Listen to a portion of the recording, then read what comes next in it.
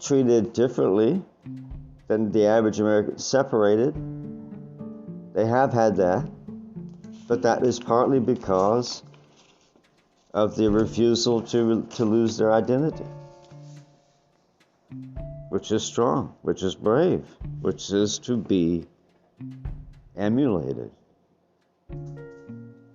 Not to say their identity is so important that they would sacrifice their freedom or other higher things they've learned to appreciate. They're spiritual people. They're not embarrassed about it. Why should they be? They're not. In fact, it's a big part of what they do.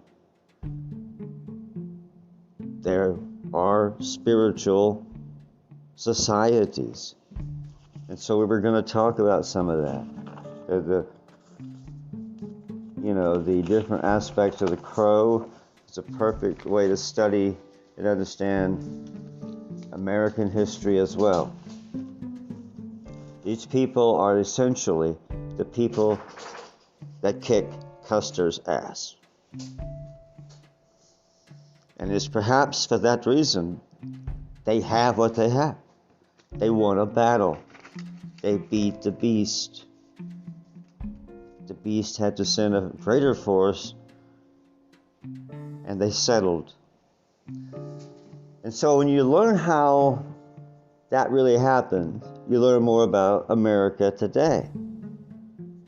Yes, the white man, as the Indian would call him, was really a rather dastardly thing.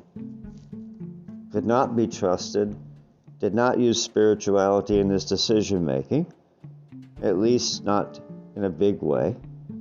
However, it was also deceptive. You could not trust him.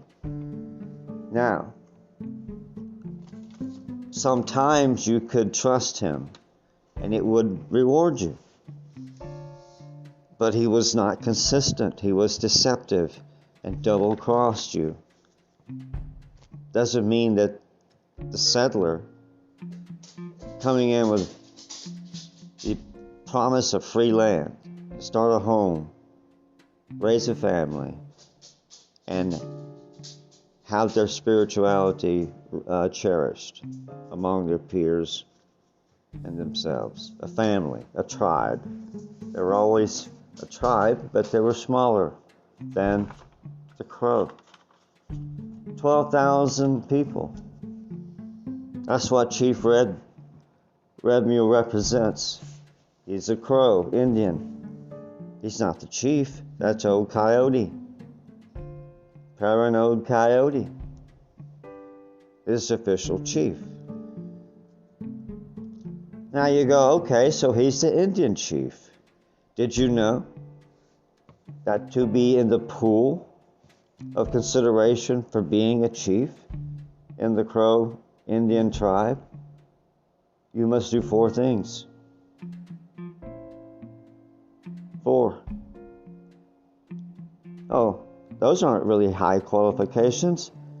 It takes a lot more than that to get to Princeton. These people are simple. These people are primitive. To be a chief, you only have to know 4 things and demonstrate their use, their knowledge of the skill. Only 4. I could go into what they are, but when you could just stop right there and say, hey, those aren't very severe qualifications. Only 4 things to be a chief. Anybody could be a chief. And that's the perspective of the white man, which is not really you and I. That's the beast, the American government that was coming forward and aggressive, and the Indian met him, and guess what? Now we do. We have, and we do every day. And so we have a lot more in common with Chief Red Mule than we think. We really do. We have to understand our situation, what we represent to other people. But when people, keep it right there, people to people, people usually act decent. They do. It's when they react to something that's not human that their reactions become more varied, more sophisticated, less honest. But we should talk about those 4 points. 4 qualifications to be a chief. Did you know what they might have been? I'll let Chief Red Mule tell you about those. I don't want to steal his thunder. It's what we're going to talk about when he comes on the air.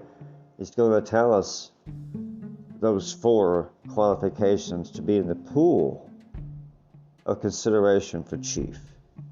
Not to be chief, to basically get in, throw your hat in the ring to be elected or chosen chief. So they have some pretty severe disqualifications because they're not easy things to do. And the chief has to do 4 of them. The guy in Princeton degrades it because it's only 4 things. We'll let the chief tell you about that. We're going to take a break. I've rambled and ruminated. WVRT, Vermont and beyond.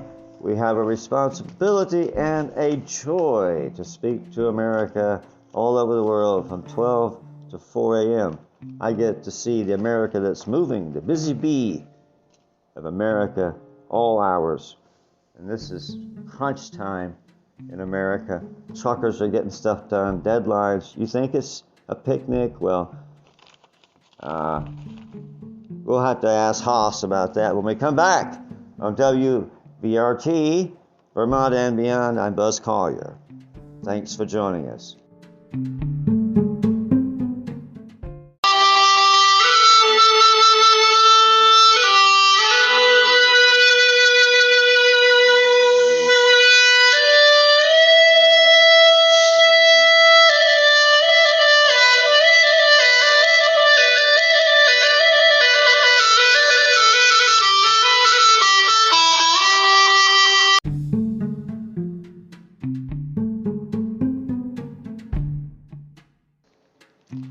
You're listening to Vermont and Beyond. To talk to Buzz, call toll-free 1-800-455-555-7219. Or, if you are a trucker, call our toll-free truck line at 1-800-272-4110, 8521. And now, here's Buzz.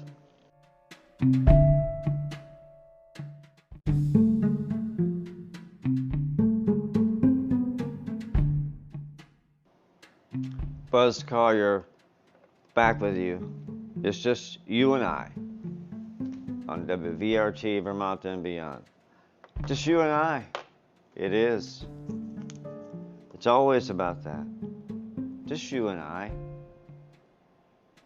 And that's the perspective that it's okay to look at the world from that simple perspective of it's just you and I. But it's a lot more fun to at least include 2.